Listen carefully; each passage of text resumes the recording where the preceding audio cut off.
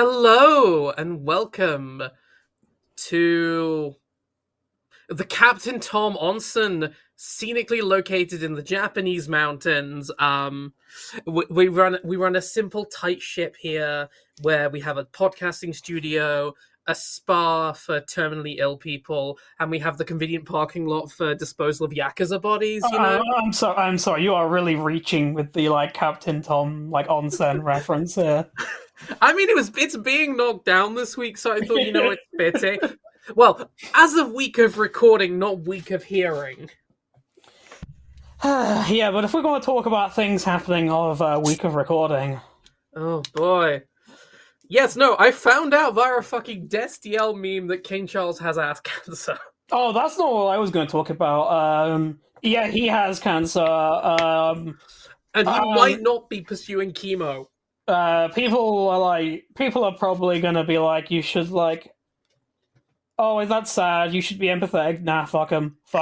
I want a French Revolution every single motherfucking still living monarch in the world. You can bleep that or whatever if you need to, but... Listen. Well, I mean, no, it's not an actual threat because you can't action it. But what I think we've learned from you and me playing Crusader Kings 3 is that immediately after the Super Queen dies, and then her heir dies, you have a series of shit successes until you finally get to the one who's a genius and has good enough stats because that's because you've not been doing the eugenics incest program. Yeah, we do the eugenics incest program, exactly, and until everyone's dead. Yeah. You reach the problem where, in fact, not even if you're doing the weird incest eugenics program in CK3, if you're just playing and staying around in a specific region for long enough in a playthrough, you will get to the point where whenever you're trying to do a political marriage to get a good ally, every single time, no matter who you're marrying, you get the warning alert being this chance of incest high. Yeah, this person is closely related to you. Listen, when in Rome, and it's so impossible to track how this person is related to me. Doesn't matter. Yeah, I mean that was the miserable little opening to the episode. So now we can talk about the movie that's about suicide. I mean, this is the one. I think this is the thing. I really at the end of this movie, I ran up against this wall where it's very much the responsible answer here is not suicide. The responsible answer is you have 2 bullets in this gun. There are 2 people. There are 2 cops. Yes. Yes. The responsible answer is don't fucking kill yourself. Kill the cops. Make it look like they had the fight with the Yakuza because you know where those bodies are. And just skip town. Yeah, I'm going to be real with you. I don't... I think his, chances of any kind of future would be significantly worse after killing 2 cops than after just killing... I mean, again, guys. You make it look like there was a fight between the cops and the Yakuza. Simple. Well, I mean, considering the Yakuza guys have been dead for a significant amount of time longer, and he would have to drive all of the way back and put the bodies there, and they would have died in considerably different temperatures and At the end of the day, we're just gonna go. Fatalism is something I 100% got before I fucking transitioned. Mm-hmm. And now my approach to fatalism is, oh no, I will fuck it. If I'm gonna live. I'm living as myself. It's wonderful. I'm gonna go out there. I'm gonna get my fucking GRS. I'm gonna live my fucking life. And anyone that gets in my way, I'm going to... Oh, fuck. It's not working. Yeah, You're going to wish her a very nice day. Yeah, with a halberd. I'm going to with a gun. Yeah. Anyway, of the things I would do to the royal family, we are talking about the 1997 Takeshi Kitano movie, Hana-Bi. Yes, and High Storm. So we get High Storm. The movie opens with some funky paintings, and it does. We see again, we're in the era where credits are in fact pre-movie, so this whole movie is a post-credit scene. Again, better than anything Marvel has ever made. Well, also, I want to sort of talk a little bit about who our director and star of this movie is. I mean, I was gonna get to that because our director is introduced as a Beast Takeshi. Well, that's how I read Takeshi. it. I read it as Beast Takeshi. I scanned over it and I was like, wait, what? It's Beast Takeshi. Which he used to be sort of like comedian / sort of like variety show host type kind of guy. 2 Beats, I think it was his. Yeah, he was like part of like a comedy duo, and he was like he was known as Beat Takeshi, which is a nickname that's still kind of stuck. Like he sort of still uses it to some degree, but I mean, it's doubly ironic because one of his most famous things is the game show Beat Takeshi's Castle. Yes. So if you thought his name was familiar, this is the Takeshi's Castle dude. Yes. It's also the guy from fucking Battle Royale. Yes, yeah. He's done like various movies as an actor and director, and sometimes, as in the case of this movie, actor and director. This motherfucker loves putting himself in a movie. Yeah, but he's real good at it. Like he is. Yes, he got the opportunity in Violent Cop. He's just kept up with it. Well, I mean, his whole thing is like, I put myself in movies where I play a guy who really wants to kill himself. That might have something to do with his personal life. Yeah. I didn't find out. Like, I mean, I think we should mention now that we're going to be seeing a lot of paintings throughout the movie, and all of these paintings are from the director, who I want to point out. In universe is being painted by a highly suicidal man. Yes, who out of the context of this movie was also painted by a highly suicidal man. I mean, what's funny is his art has gotten so much acclaim, it's still getting, like, shows. I think he's got, like, a permanent exhibition somewhere where they have, like, his comedy tapes in the basement, like... Is there, like, nothing this man hasn't done? Transitioned. in, like, the art space, honey. He hasn't written an award-winning novel yet. I guess. No, I don't think he's done that. Yep. I mean, to be fair, he has done screenwriting, so... So yeah, because he's an actor, director, and writer. Yeah, he does a lot. Yeah. So he also a few years before this directed another great movie, Sonatine, which I will probably also make you watch at some point. I know. His first movie was a movie called Violent Cop. I still haven't got around to watching that yet, but no. I mean, it says what it is on the tin, though. I mean, I think from what I know about it, it's still like the same kind of like violence is like self-destructive, sort of nihilist kind of vibe to it. And don't quote me on this because this is like me trying to like have bad memory from like a while ago. But I do think I remember him talking about that movie.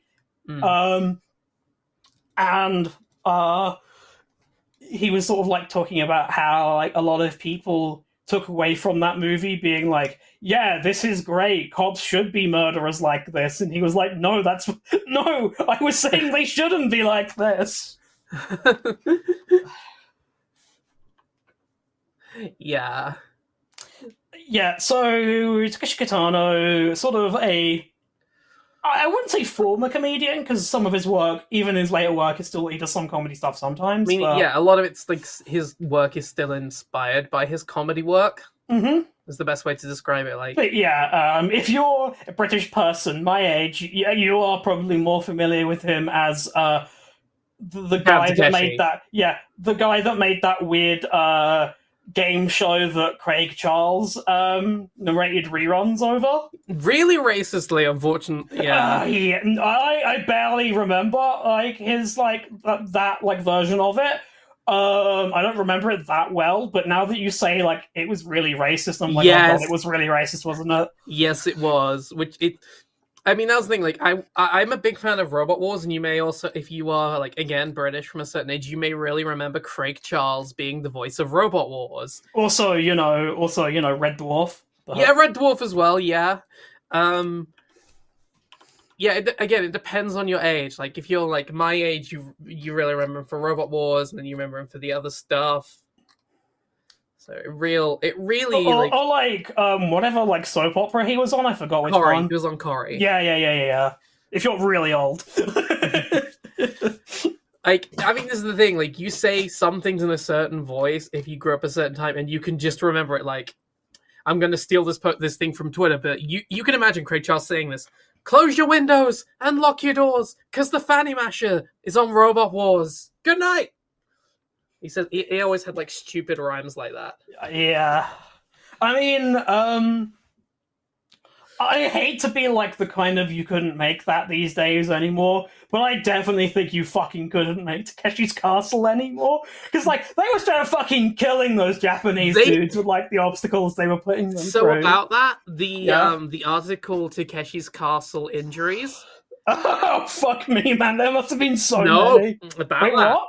Really? The website Takeshi's Castle Injuries was the guy that made it admitted, yeah, this is all made up. Most people were actually okay. Really? Oh, yeah. I can't imagine how, like, because those fuckers were getting, like, clocked so hard in the head and, like, thrown into, like, a lake. I mean, the thing is, you're landing in the lake. That's the thing. Like, and I mean, maybe we don't know how many of these people develop CTE later in life, but there's got to be, like, several. I mean, we saw what happened when they tried to remake fucking Takeshi's Castle. It was called Total Wipeout. Thanks, Hammond. Ugh. Yeah, but so he had so Takeshi Kitano's had like, particularly in Japan for Korea. Yes, but for a long time, especially particularly in Japan, his sort of movie career was sort of seen as like he's sort of trying something different. It'll never work out. He's a comedian.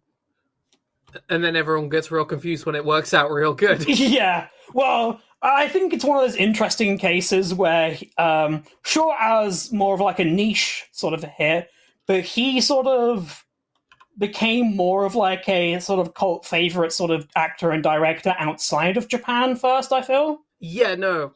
There's a lot of, I mean, going back to Seventh Samurai again, a lot of people have called him the heir to Kurosawa. Yeah, the heir to Kurosawa. People outside of Japan love him. People inside Japan fucking hate him. Yes. Yes. Exactly. But yeah, also if you're in the realm of video games, you might be familiar with the infamous game Takeshi's Challenge, a Famicom game that he sort of lent his name to, and very interesting game. So from what I remember at this time, it was in the 80s, and company Taito approached Takeshi Kitano being like, we want to make this Famicom game, and we want to have your name attached to it. And his basically whole thing was that he would only agree if they let him basically have like full creative control of the game. And like his whole thing was that he fucking despised video games and wanted to make the game as like miserable as possible to play. I love it. I love the 90s and the 80s where the attitude to video games was just, fuck you. So, like, they basically made a game where you are a, like, depressed Japanese, like, salaryman. No. And, like, your boss treats you like absolute shit. Your wife hates you. And the entire cryptic solution of this game is that you have to, like, quit your job and, like, get severance pay from your boss, and then you have to, like, gamble away enough of your money so that you can limit how much money you give to your wife as alimony in the divorce. And then you, like, pick up a bunch of weird esoteric skills which you can use to go, like, treasure hunting. And like have to go through this like weird gliding section. And This sounds like- like a future Mandalore October video. And like then you have to go like cave diving and like find some treasure. Yeah, and no, if you no. didn't like deal with like this one horrible old guy like earlier on in the game, you get killed like right at the end of the game. This is some mystery of the Druids ass shit. And if you That is like some die, Soul Talk if you bullshit. die at any point in this game, you have to go back right to the start. There's no password system or like.